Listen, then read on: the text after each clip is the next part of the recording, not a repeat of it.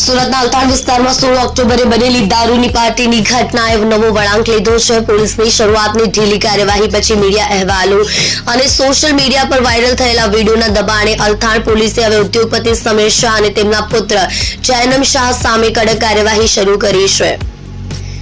16 ઓક્ટોબરે સમીર શાહના જન્મદિવસની ઉજવણી દરમિયાન ઘટના બની છે. અલથાણ વિસ્તારની એક હોટલ બહાર પોલીસે છાપો માર્યો ત્યારે આરોપીઓની કારમાંથી દારૂની બોટલો અને 9 બિયરના ટીન જપ્ત કરવામાં આવ્યા.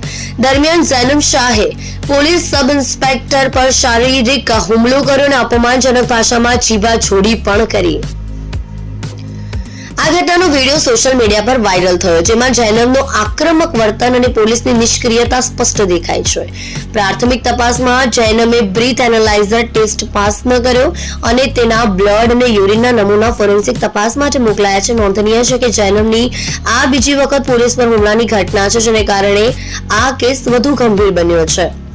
શરૂઆતમાં અલથાણ પોલીસે જૈનમ પાસે માત્ર માફીનામું લખાવડાવીને તેને છોડી મૂક્યો હતો, જેની સ્થાનિક લોકો અને મીડિયામાં ટીકા થઈ.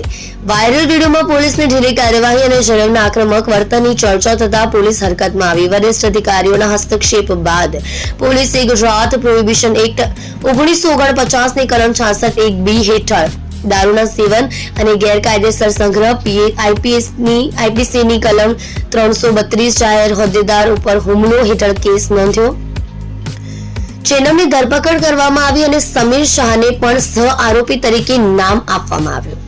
અલથાણ પોલીસે બંને આરોપીઓને અટકાયતમાં લઈ ઘટના સ્થળે રિકન્સ્ટ્રક્શન હાથ ધર્યું, જેનું ઘટનાનું પંચનામું થયું અને આ દરમિયાન પોલીસે હોટલના સીસીટીવી ફૂટેજ અને સાક્ષીઓના નિવેદનો એકત્ર કર્યા. પોલીસના જણાવ્યા મુજબ જૈનમે દારૂના નશામાં પીએસઆઈને ધક્કો માર્યો, અપશબ્દો બોલ્યા, જેના પુરાવા વિડીયોમાં મળ્યા છે. આ ઘટનાએ સુરતમાં પ્રોહિબિશન કાયદાના અમલીકરણ પર સવાલ ઉભા કર્યા છે, કારણ કે આવી ઘટનાઓમાં પહેલી નરમાઈ બાદ જનદબાણથી જ કડકાઈ દેખાય છે.